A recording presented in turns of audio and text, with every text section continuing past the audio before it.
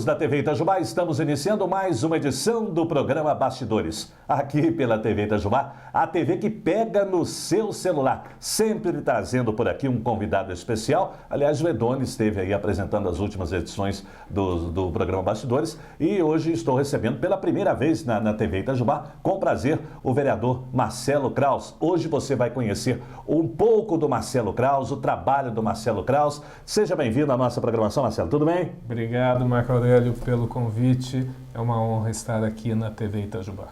Ô Marcelo, você é itajubense ou você veio de uma outra cidade? Conta aí pra gente. Eu sou Poços Caldense. Ô rapaz, eu morei lá em 91. Nasci em Poços de Caldas. Na época, meu pai era promotor de justiça em Cabo Verde, que é uma cidade bem próxima de Poços, mas Cabo Verde é uma cidade muito pequenininha, uma cidade que não tem tanta estrutura médica assim.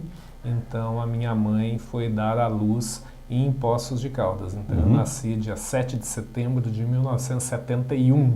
71, tá aí com 46. Quase 47. Vou fazer 47 anos. Sim. E aí nós ficamos um tempo morando em Cabo Verde, depois meu pai pediu promoção para Monte Santo de Minas e também moramos lá, eu acho que 4, 5 anos, e depois viemos para Itajubá. Ele pediu promoção para Itajubá porque ele é de Pedralva, uma cidade próxima daqui, então ele quis ficar mais próximo da família dele. Então viemos para Itajubá em 1978 ou 9, não me recordo agora. Sim. Mas cheguei aqui com 8 anos de idade, cheguei para fazer a segunda série primária aqui em Itajubá. Fiz a primeira série lá em Monte Santo de Minas e a segunda eu já fiz aqui no Colégio das Irmãs. Depois estudei um tempo no Major Pereira, depois fui para o Colégio 19 de Março, fiz Caro Objetivo e aí na época de prestar vestibular eu acabei prestando para Direito, fui aprovado na PUC Campinas e aí fui estudar fora. O seu pai é promotor aposentado, né? O papai é promotor aposentado. O doutor José Renato. Doutor José Renato, muito conhecido na cidade. E ele hoje está aqui em Itajubá mesmo, está em Pedralva? Não. A gente mora aqui em Itajubá, a minha família inteira mora aqui. As minhas irmãs moram fora. Uma mora em Pouso Alegre e a outra mora em Três Rios, no estado do Rio de Janeiro. Mas depois que eu saí e fui estudar fora, eu morei 10 anos em Campinas, depois mais 10 anos em São Paulo, e aí em 2013 eu retornei para Itajubá, porque o papai naquela época estava muito doente. Ele continua um pouco doente, mas agora já está melhor. Graças a Deus. Manda o nosso abraço para ele. Pode deixar, será dado. Mas na época ele estava bem doentinho e aí eu fiz essa opção de voltar para Itajubá para ficar mais próximo da minha mãe e do meu pai. Aliás, a família tem que estar sempre à frente de tudo, né, Marcelo? Tem que estar à frente, né? Às vezes os pais precisam da gente e às vezes você está seguindo um outro rumo, uma outra carreira, mas a questão família realmente muitas vezes fala mais alto e você abandona tudo para cuidar da família, para estar pertinho, né? É verdade. Eu fiz Direito na PUC Campinas, advoguei durante acho que uns 2, 3 anos, mas eu particularmente não gostei muito da atuação. O Direito me ajuda muito, principalmente hoje que eu estou vereador, o Direito me ajuda muito. Mas eu não gostei tanto da atuação como Direito. E a vida inteira eu gostei muito de móveis. E aí eu parti para esse ramo de móveis. Eu entrei nessa indústria moveleira. E aí a maior parte da minha vida eu trabalhei na Tokstok, sempre no departamento comercial, desenvolvendo novos produtos, fazendo desenvolvimento de produtos novos nas fábricas e colocando o produto à venda para o consumidor e fazendo toda essa parte comercial dentro da empresa. E então eu ganhei uma experiência muito grande lá na Tokstok, sempre nesse ramo dos móveis, e depois tive mais uma participação no Magazine Luiza, que me convidaram para atuar também no departamento comercial deles, para fazer uma mudança no setor de móveis da empresa. Depois também fui para a Mobly, que é um e-commerce, que também só vende móveis. E aí nessa época, em 2013, eu voltei para Itajubá E aí eu montei a minha microempresa e hoje eu sou um representante comercial. Eu represento várias fábricas de móveis nesses grandes lojistas. Então a gente vende os produtos, eu vendo os produtos dessas fábricas que eu desenvolvo nessas fábricas para Tokstok, esse Ponto Frio, Magazine Luiza, para esses grandes lojistas. Então, além de vereador, você tem esse trabalho todo aí que você faz junto ao ramo de móveis. Tenho. Eu não quero largar a minha profissão, né? Mesmo porque a gente não sabe o que vai ser da política, né? Hoje eu estou vereador, daqui a alguns anos provavelmente eu vou concorrer novamente ao cargo de vereador, mas a gente não sabe se a gente vai ganhar ou não, né? A gente não sabe se a gente está fazendo um bom trabalho ou não. O fato é que o homem público, né, Marcelo? O homem público ele é sempre candidato a alguma coisa, ele está sempre presente, ele está atuando. Às vezes a crítica, o político ele recebe uma crítica referente a isso, mas o homem público é assim, ele tem que ter ele tem que ter uma certa ambição política. Claro. Eu gosto muito de política, sempre gostei muito de política. O meu avô, pai do meu pai, foi político lá em Pedralva. Ele foi vereador por muitos anos, foi prefeito e foi deputado estadual. Então, a gente tem um pouquinho disso na família. Né? Papai não quis mexer com política, ele já resolveu prestar um concurso. O meu tio, o irmão dele, também prestou concurso, era advogado da Assembleia Legislativa, chegou a ser diretor-geral da Assembleia Legislativa.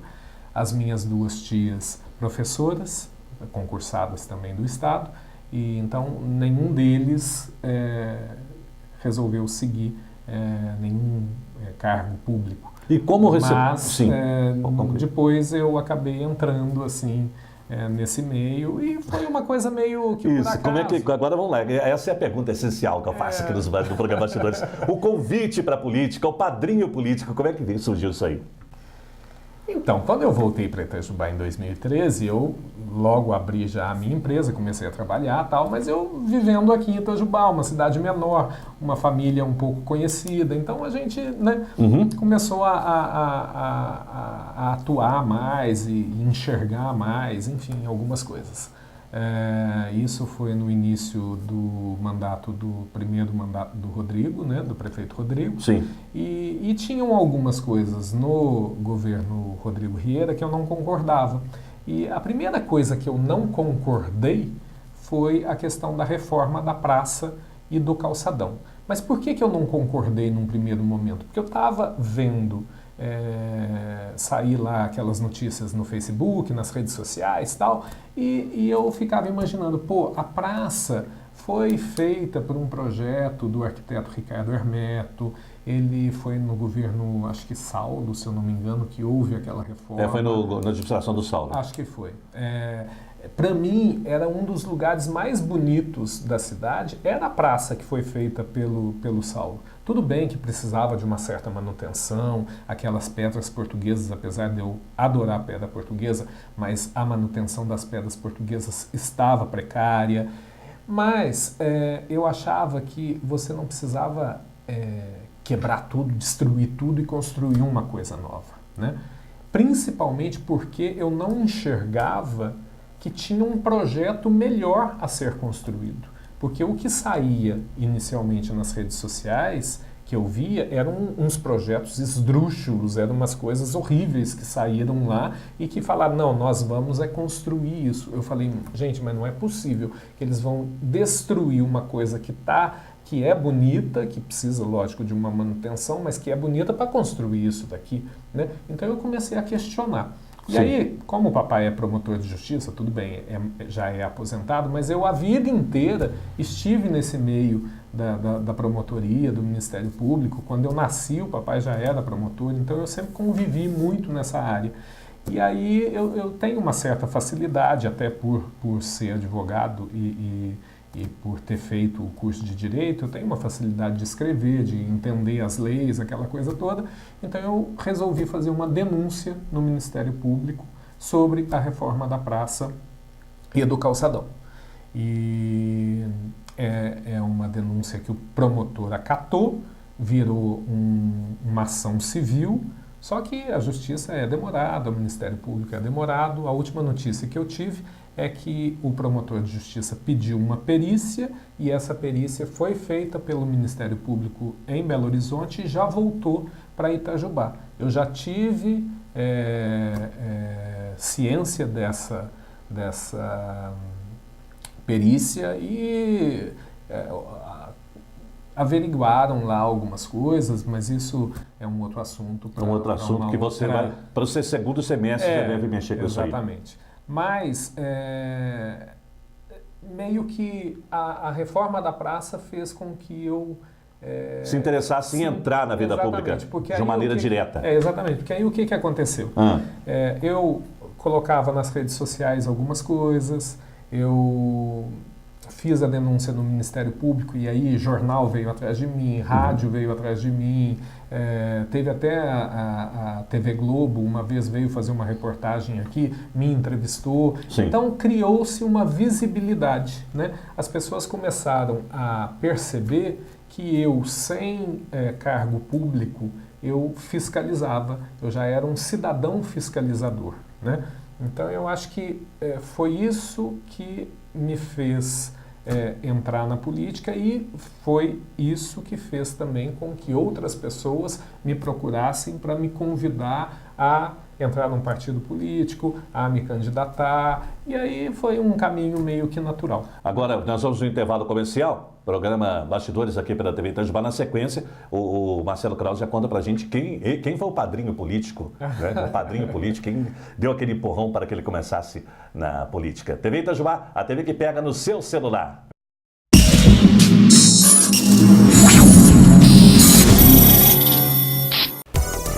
SOS Festas, tudo em artigos para bares, lanchonetes, sorveterias, restaurantes, panificadoras, mercearias. SOS Festas, descartáveis em geral, fantasias, brinquedos e tudo para o seu evento. Ótimos preços, excelente atendimento, com qualidade e variedade.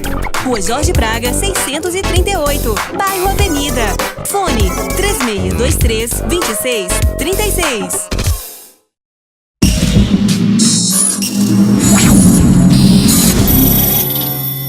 Programa Bastidores aqui pela TV Itajubá, a TV que pega no seu celular. O convidado dessa edição, o vereador Marcelo Krause, falando tudo sobre a política, tudo sobre o seu trabalho junto à Câmara Municipal, enfim, também sempre contando pra gente, sempre batendo aquele papo especial. Marcelo, mas e o seu padrinho na política? Quem que foi aquela pessoa que te convidou, te fez aquele convite oficial para que você decidisse se filiar ao partido e tentar uma vaga? Olha, eu não gosto muito de falar dessa coisa de padrinho político, porque parece uma coisa meio de coronelismo. Coronelismo, né? Então muda aí, qual que você prefere? Essa coisa, mas existem certas pessoas que eu gosto muito e que eu converso bastante, são pessoas que certamente naquela época me deram um apoio e me incentivaram a entrar na política, né? Então, eu sempre falo que são duas pessoas que me deram um incentivo. Uma delas é a Leandra Machado. A Leandra, depois que eu voltei para Itajubá, a gente sempre conversava, né? E eu acho que a Leandra percebia já em mim também esse cidadão fiscalizador. Então ela sempre incentiva, não, Marcelo, isso mesmo. E então a Leandra sempre foi uma incentivadora. Ela sempre falava, você precisa ser vereador, você vai ser um bom vereador. É isso que a Câmara precisa, de pessoas fiscalizadoras. O Poder Executivo precisa ser fiscalizado, enfim. Então a Leandra sempre foi uma incentivadora. Positivo. E um outro incentivador também foi sempre o Dr. Ricardo Mello.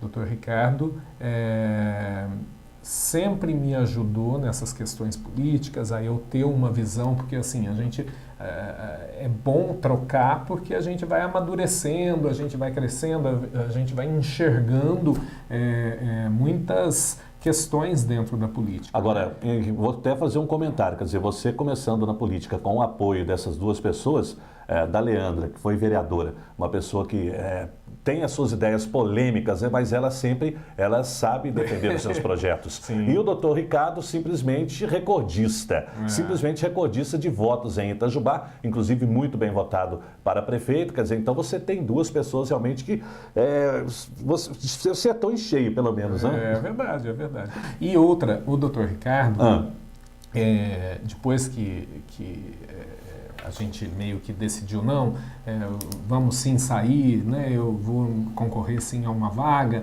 tinha aquela questão de partido político, né, você precisa concorrer. Eu até não gosto tanto assim de partidos políticos, eu acho que a gente poderia até sair candidato sem partido político, porque hoje em dia os partidos políticos eles estão na lama, né, a maioria deles, não todos, né, mas a maioria deles está muito desprestigiado. Você foi, qual partido seu candidato? E aí nós acabamos, não só eu como o doutor Ricardo, nós acabamos decidindo por entrar no Rede Sustentabilidade. No Rede Sustentabilidade. E por que o Rede? Primeiro que a gente gosta também do partido, do que o partido pensa, mas também porque o Rede não estava aqui em Itajubá e era um partido que a gente foi a Belo Horizonte, conversamos com um deputado na época que era do Rede, que é o deputado Paulo Lamac, que hoje não é mais deputado, hoje ele é o vice-prefeito da cidade de Belo Horizonte. Mas na época ele era o deputado do Partido Rede, em Minas, e aí fomos lá, conversamos com o Paulo Lamac, dizemos a ele qual era o nosso propósito, e ele falou, não, eu apoio vocês a criarem o Partido Rede Sustentabilidade. E você continua na Rede? Eu continuo na Rede. Às vezes abre-se aquela janela partidária, então você optou por continuar na Rede. Sim. E você foi o único, que... Eu nem tive janela partidária, né?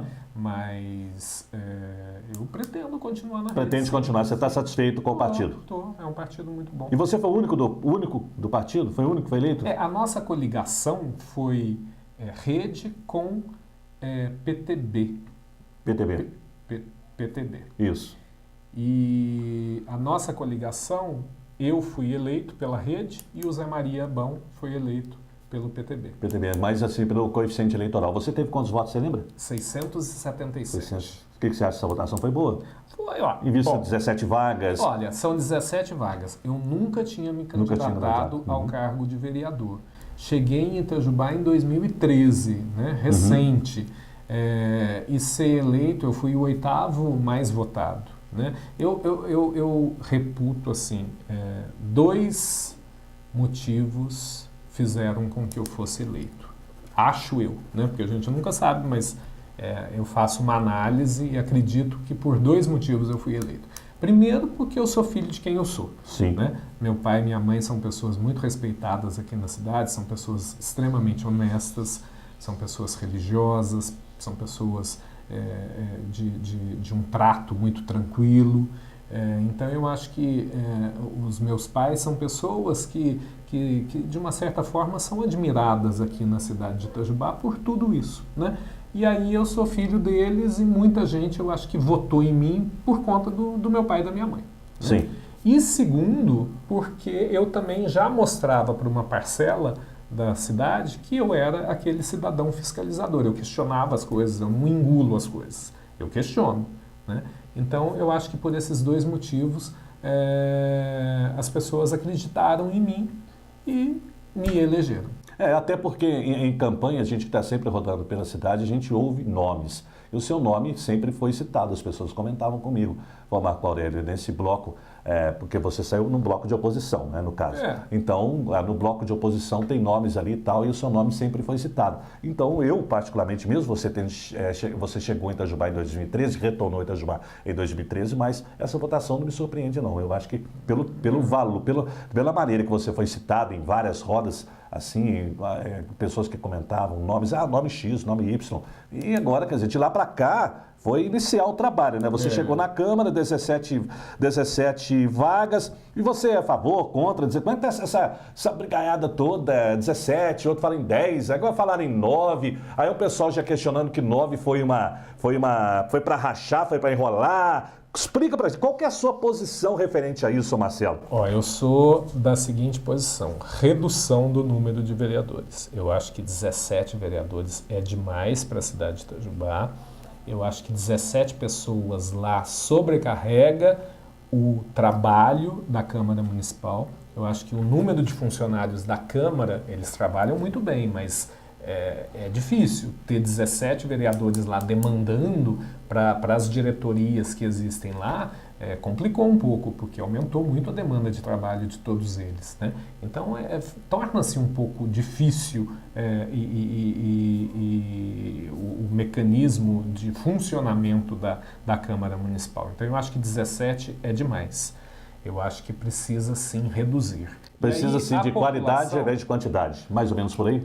Eu acho que, lógico, a gente sempre luta muito mais por qualidade do que quantidade. Mas essa qualidade não sou eu que vou impor, né? Sim. É a população que precisa, na hora do voto, perceber em quem ela está votando. Precisa votar de forma mais coerente, precisa conhecer um pouco mais a pessoa, porque principalmente precisa conhecer a função efetiva de um vereador. Né? Porque o vereador não é poder executivo. Muita gente vota em vereador porque o vereador, ela tem aquela visão de que o vereador vai ajudar ele a resolver o problema da rua dele, triste, vai resolver o problema do vazamento do esgoto. Não é função do vereador. É claro que a gente auxilia, a gente recebe as demandas da população e a gente passa essas demandas para o poder executivo. Mas o poder executivo é que tem orçamento, o poder executivo é que é responsável por estar fazendo todas essas obras, todas essas melhorias, mas por quê? Porque ele tem orçamento,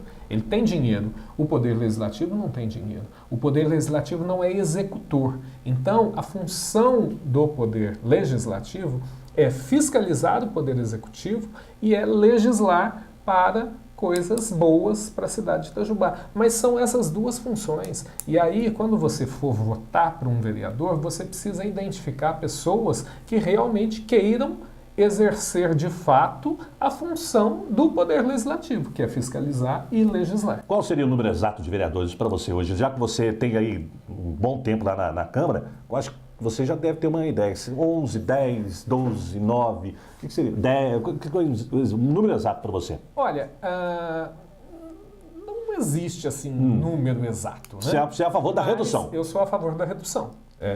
Agora, em 2017, eu apresentei um projeto de lei para reduzir para 10. Aí apareceu uma emenda para 13. Aí o grupo de 10 ficou só no 10 e o grupo de 13 ficou só no 13. E aí não teve uma conversa para a gente chegar, sei lá, num meio termo, chegar numa conclusão.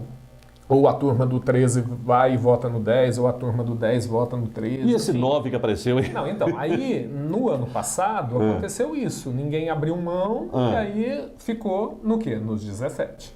Aí esse ano abrimos novamente essa discussão. Eu também fui autor do projeto para redução de 10. Aí apareceu de novo uma emenda para 13. Aí ficou naquela situação, né? Será que nós... Porque assim, para mudar essa lei, são 17 vereadores, mas precisa de 2/3 dos votos, ou seja, 2/3 de 17 são 12. Então 12 vereadores precisam votar para passar um novo número de vereadores, né? E isso para outra legislatura, porque agora também não muda nada, porque tem gente que acha que a gente vai votar hoje e amanhã já reduz de 17 para esse número que for aprovado. Não, é só para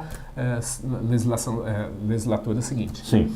E aí esse ano também está essa discussão, 10, 13, 10, 13. Aí resolvemos então fazer lá na Câmara Municipal uma reunião extra, né? Não é reunião de plenário, não é reunião nada. Entramos lá numa sala e, vamos todo mundo bater um papo, né? Reunir, o que a gente acha, tal. E aí chegamos num consenso. Porque aí não ficou nem 10 e nem 13. Chegamos, 14 vereadores chegaram nesse consenso. Vamos reduzir então para 11. O que é uma redução extraordinária. Eu acho 17 para 11. Até porque é um número ímpar, não é? No caso de uma votação empatada, o voto do presidente, né? Tem essa questão do número ímpar, Congresso Nacional é ímpar, a Assembleia Legislativa de Minas é ímpar, e aí eles chegaram à conclusão de que aqui também deveria ser. E um número ímpar mais próximo de 10, entre 10 e 13, porque a discussão era 10 ou 13, o número mais próximo dentro desse intervalo seria então o 11. E aí 14 vereadores assinaram. Não, então vamos. Eu falei, bom, 14 vereadores assinaram, então tá aprovado, né? Agora só falta lá ter o trâmite legal dentro da Câmara Municipal, entrar em votação e beleza. Para minha surpresa, desses 14 vereadores, 3 resolveram assinar uma proposta para 9, juntamente com os outros 3 que não tinham assinado os 14. E aí a gente falou, dividiu, não é rachou. possível. Rachou de novo. Né? Então está nesse impasse. Né? Agora, provavelmente em agosto, vai entrar na Câmara a votação da emenda de 9 e depois o projeto de 11. Né? Eu não sei, é difícil de eu falar, foi uma manobra ou... Né? Não sei, mas eu não vejo com bons olhos esse projeto. O fato é que, infelizmente, fica enrolando, né? E a população fica apreensiva. Era uma coisa, exatamente, era uma coisa que já estava mais do que resolvida. Nós tínhamos lá a assinatura de 14, ou seja, a gente precisa de 12 para aprovar. Nós tínhamos a assinatura de 14 vereadores. E aí, quando vê, aparece uma emenda de 9. Vamos para o comercial? Até antes de entrar para o comercial, quer dizer, eu acho que o vereador Marcelo Kraus sabe que ali a Casa Legislativa é a casa do povo, então sempre é bom o vereador ouvir o clamor do povo. E a maioria sempre optando por 10, 11, foram 15 vereadores já há um bom tempo atrás. Caiu para 10, então que sejam 11, uma votação que seria muito bom, acho que a população estaria em pleno acordo. Quem sabe, para o mês que vem aí, os vereadores possam pensar melhor aqueles vereadores a respeito disso aí, tá certo? Fica o nosso recado aí aos senhores vereadores. Estamos apresentando o programa Bastidores aqui pela TV Itajubá, a TV que pega no seu celular.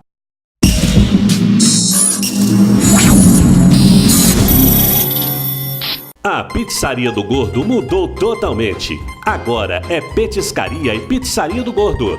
A Rua Coronel Joaquim Francisco, em frente à Autoescola Minas Gerais. Tudo para o seu melhor happy hour. Cerveja litrão sempre na promoção. Drinks, torres de chopp, pratos à la carte, porções e mais. Lanches, panquecas, esfirras abertas e aquela pizza com o sabor das melhores de São Paulo. Ambiente aconchegante. Venha você também passar horas agradáveis com a família e amigos na Petiscaria e Pizzaria do Gordo. E atenção, entrega para qualquer ponto da cidade com valores reduzidos. Ligue e peça também pelo telefone 3622-8657. Pizzaria e Petiscaria do Gordo, sempre o melhor para você e sua família.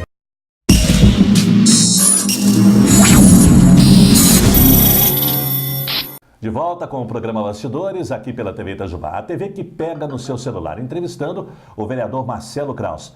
Vereador, vamos falar da situação atual, da situação política do Brasil, do Estado e também do município. Como é que o senhor vê hoje essa relação conturbada no Executivo e também em todo o cenário político estadual, principalmente o Estado de Minas Gerais, nossa querida Minas Gerais, é tão rica e hoje passando uma situação tão triste. Gostaria da opinião do senhor a respeito disso aí.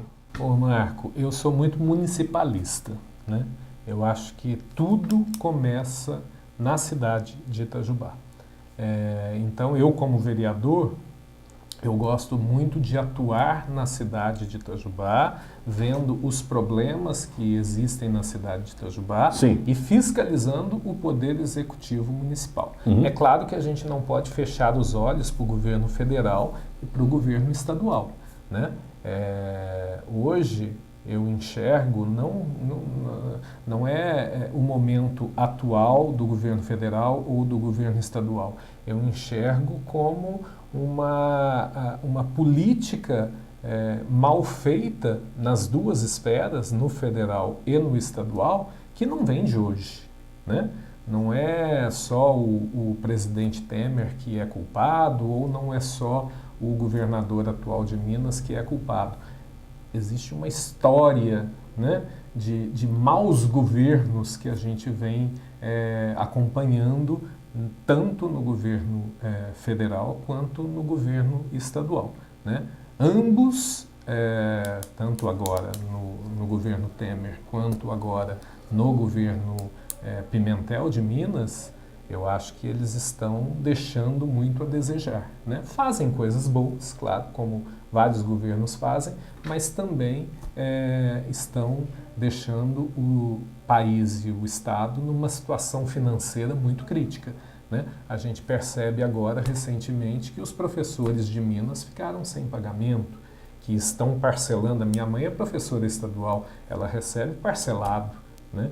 Então, é uma situação muito triste da gente ver aonde o governo federal chegou e aonde o governo estadual chegou. Mas é culpa só dos dois atuais? Não, não é culpa também só dos dois atuais, não. Porque isso é uma história de maus governos que a gente vem presenciando. Essa má gestão, de uma maneira geral, que o senhor tem comentado, talvez seja pelo fato de que um determinado executivo, o governador, o presidente, ele tem que agradar todos aqueles que trabalharam para ele,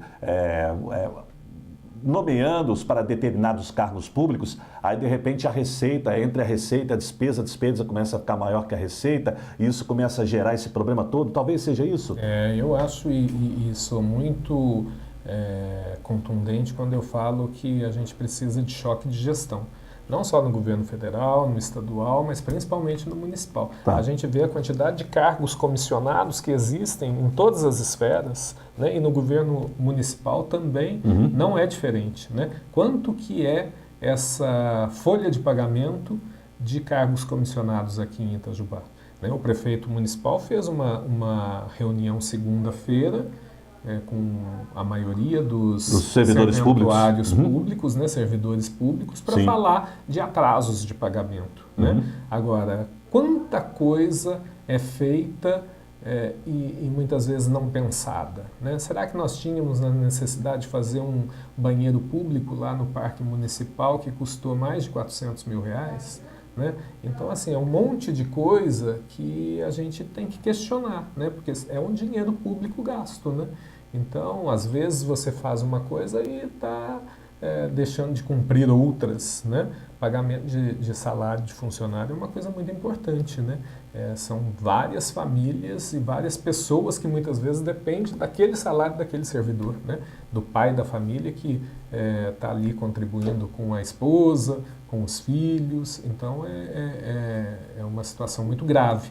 Não só no governo estadual, que o Pimentel está atrasando aí os salários, como no governo municipal, que pode também acontecer. Os prefeitos de todo o estado de Minas Gerais reclamam dos repasses, de uma maneira geral, do governo estadual, né? IPVA, o FPM, vários e vários impostos que caem na conta do governo estadual, que há o repasse. Isso não está sendo feito pelo governo do estado, que está alegando que as prefeituras estão literalmente quebradas. O senhor concorda com isso? Concordo. Precisa, se está devendo, tem que pagar.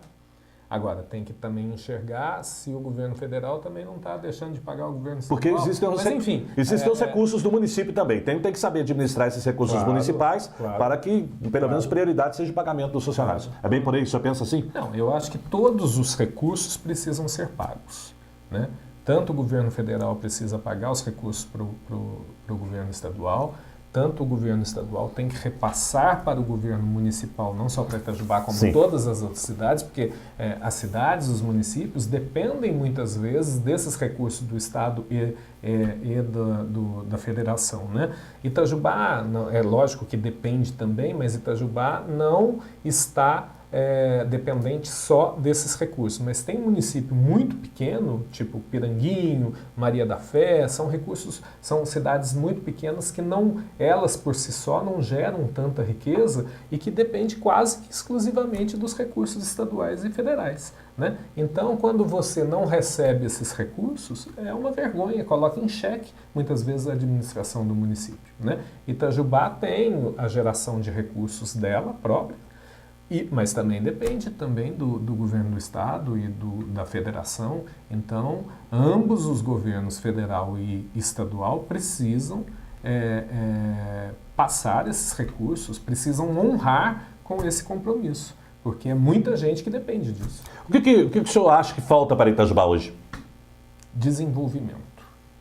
Eu acho que Itajubá, ela cresceu, mas ela não se desenvolveu. Itajubá, ela precisa gerar mais recurso financeiro. Ela precisa ter um orçamento muito maior. Você vê que Poços de Caldas tem um orçamento anual, eu acho que de 600 milhões. Extrema tem o terceiro maior orçamento, né? Terceiro, é por aí. da região. Extrema é uma evolução constante aquela cidade. Pouso Alegre também está crescendo demais. É claro que existem N motivos. Principalmente o fator geográfico, né, naquela exatamente, cidade. Existem N motivos. Só que eu acho que o município ele precisa buscar esse desenvolvimento, né? E eu acho que Itajubá não busca tanto esse desenvolvimento, né? Você vê Santa Rita, que é aqui do lado, ela é uma cidade, tudo bem que o orçamento também é muito menor, mas é uma cidade também muito menor do que Itajubá, mas ela está em constante evolução, aquelas microempresas, aquela geração de tecnologia que Itajubá poderia muito bem também criar, né? Itajubá é uma cidade que tem uma Unifei, que tem uma faculdade de medicina, então assim, ela tem tudo para se desenvolver muito mais. Então eu acho que nós estamos, sim, caminhando, mas eu acho que Itajubá cresceu, mas precisa se desenvolver muito mais. Precisa achar um caminho de desenvolvimento, porque a gente precisa aumentar o nosso orçamento anual para, gerando mais recurso, estar atacando os problemas, estar cuidando mais da população. Mas é com recurso que a gente faz isso. Algumas pessoas reclamam, acham que o custo de vida em Itajubá é maior em relação às outras cidades da região. O senhor concorda? O senhor tem uma relação com o Poços de Caldas ali? É que eu morei em cidades muito grandes em que o custo de vida é maior do que aqui. É maior. Você vê, eu morei 10 anos em São Paulo e o custo de vida em São Paulo é muito pesado, né? Morei em Campinas, que não é capital, mas é uma cidade muito grande, que também o custo é alto. Então, lógico, se eu comparar com essas cidades que eu já morei, o custo de Itajubá não é tão elevado assim. Mas a gente percebe que várias pessoas que eu convivo, que reclamam, né? Não sei se é por ser uma cidade universitária, então eles falam, o aluguel de Itajubá é caríssimo, né? Enfim, é lógico que você tem que fazer uma análise aí para ver se realmente o custo é alto ou não. Eu acho e não acho. Transporte público em Itajubá, que nota o senhor daria? O que o senhor acha do transporte público de Itajubá? Olha, eu não vou ser hipócrita de falar que eu uso o transporte público de Itajubá porque eu tenho carro. Sim. Mas já fui várias vezes na Valônia, já fiscalizei a Valônia, eu sou presidente da Comissão de Obras, Serviços Públicos, Habitação, Política Urbana. Várias vezes eu já convidei o gerente Gilberto a ir nas reuniões. Já fui fiscalizar, uma vez a população estava reclamando do elevador que não funciona para os deficientes, né? Os portadores de deficiência. E aí eu liguei para o Gilberto e falei, Gilberto, eu preciso fiscalizar todos os ônibus, que horas que os ônibus estarão aí? Aí ele falou, Marcelo, você tem que vir então aqui meia-noite. Meia-noite eu fui lá. Por quê? Porque todos os ônibus estavam lá. Aí eu fiz uma listinha de todos os números dos ônibus e fui anotando. Elevador funciona, elevador não funciona. E ali teve um funcionário que te deu essa atenção? Sim, o Gilberto estava lá. Lá. Não só o Gilberto, que é o gerente da Valônia, como um outro funcionário. Porque tem muita gente que não sabe. O vereador, depois da meia-noite, vai fazer um trabalho desse, ninguém sabe. É importante você mostrar isso aí. Pois é, mas fui lá, fui fiscalizar. Agora, eu acho o seguinte. O contrato da Valônia, ele vence agora em 2019, mas ele pode ser prorrogado. Se eu fosse o prefeito municipal da cidade, eu não prorrogaria automaticamente o contrato da Valônia. Eu abriria uma nova licitação. Assim como está tendo em Pouso Alegre. Foi mais ou menos o que aconteceu em Pouso Alegre. A Valônia, abrindo uma nova licitação em 2019, a Valônia vai poder participar. Né? Só que aí ela vai participar com outros concorrentes, né? E aí nós vamos ter que escolher a melhor empresa para prestar esse serviço para Itajubá, porque as coisas, esse tipo de serviço mudou muito, né? Hoje em dia a gente tem, eu não digo que isso vai acontecer, mas hoje em dia a gente tem ônibus com Wi-Fi, a gente tem ônibus com ar-condicionado, a gente tem uma série de novas tecnologias que surgiram até para o transporte público. Tem ônibus que não é a gasolina mais, a diesel, a gás, enfim, é uma série de coisas que tudo bem, pode ser que não Que devem ser adaptadas para a cidade. Pode ser que não seja viável aqui para Itajubá, mas assim, é uma série de novas tecnologias que surgiram e que muitas vezes a Valônia hoje não tem aqui em Itajubá, né? Mas será que abrindo uma nova licitação, essas novas empresas e a própria Valônia não vai tentar prestar um melhor serviço para a população de Itajubá? Por isso eu sou a favor de nova licitação. Eu não sou a favor de fazer uma prorrogação de contrato por mais 15 anos. Agora, em relação à Copasa, vereador, tem aí, o pessoal reclama muito da taxa de esgoto, dos serviços feitos pela Copasa. Gostaria que o senhor fizesse também uma análise. Tanto Valônia quanto Copasa são contratos muito longos, né? Copasa é um contrato de 30 anos, Valônia é um contrato de 15, prorrogável por mais 15. Um contrato é sempre feito com duas partes, Valônia e Prefeitura, Copasa e Prefeitura. Então, ambas têm obrigações, têm direitos e deveres. Então, muitas vezes a pessoa fala lá, a Valônia não está fazendo isso, não está fazendo aquilo, só criticando a Valônia. Mas espera aí, será que a Prefeitura Municipal ela está fiscalizando a Valônia? A Prefeitura Municipal ela está fazendo a Valônia cumprir com as cláusulas estipuladas no contrato? Da mesma forma a Copasa. Eu acho assim, a Copasa, a gente não pode só criticar um lado, a gente tem que analisar os dois lados. Será que a Prefeitura Municipal ela está cumprindo também com os seus deveres dentro do contrato da Copasa? Será que a Copasa está também cumprindo com as suas obrigações contratuais? Então é isso que precisa ser analisado e ser visto, né? Muitas vezes é difícil a população enxergar isso, mas o vereador serve para isso. O vereador serve para fiscalizar esses contratos, o contrato da Valônia, o contrato da Copasa. E, referente à Copasa, eu fui um autor de um requerimento solicitando a abertura de uma CPI da Copasa, né? Eu insisti para que os meus colegas vereadores abrissem essa CPI. Votamos lá na Câmara, foi aberta uma comissão parlamentar de inquérito para investigar, não a Copasa, para investigar o contrato entre Copasa e Prefeitura, né?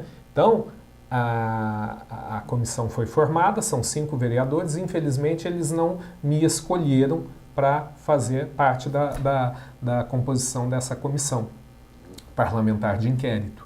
Mas eles estão se reunindo toda semana para investigar e analisar e apurar o que está acontecendo aqui em Itajubá referente a esse contrato Prefeitura-Copasa. Então, na opinião do senhor, falta fiscalização por parte do Executivo? Eu acho. Então, precisam ter fiscais na rua? Eu não digo que é só isso. Eu não digo que é só isso. Eu acho que ambos que têm deveres e obrigações e direitos também, mas ambos não exercem muito bem o seu papel dentro do contrato.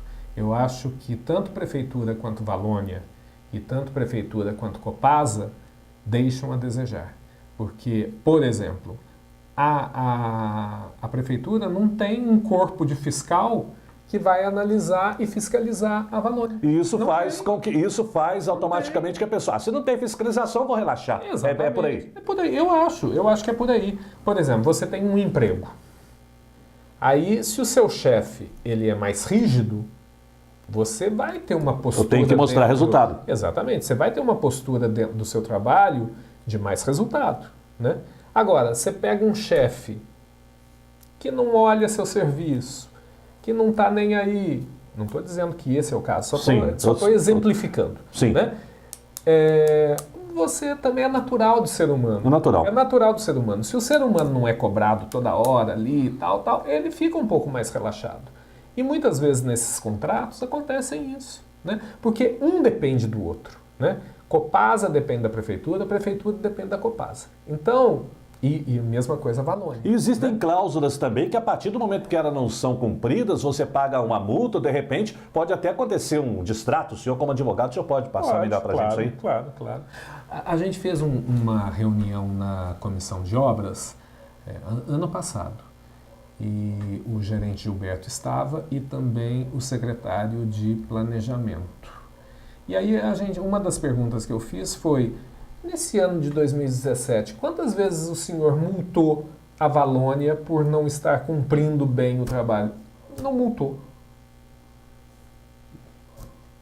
Então realmente falta aquela... Entendeu? Ah, não, mas não multei porque não teve reclamação no Fala Cidadão. A gente não recebe reclamação. Mas espera aí, é só abrir o Facebook, que hoje é uma rede social muito importante, que você vai lá ver milhões de reclamações. Né? Então eu acho assim, falta um pouco essa fiscalização mesmo. Sabe? Eu acho que ambos ficam em situações um pouco confortáveis. E aí, quem sai prejudicado é a população, sem dúvida. Sem dúvida alguma. Vereador, bom, estamos quase encerrando o programa Bastidores, mas nós estamos aí entrando praticamente em época de mais um pleito eleitoral. E gostaríamos que o senhor passasse para a gente se o senhor já...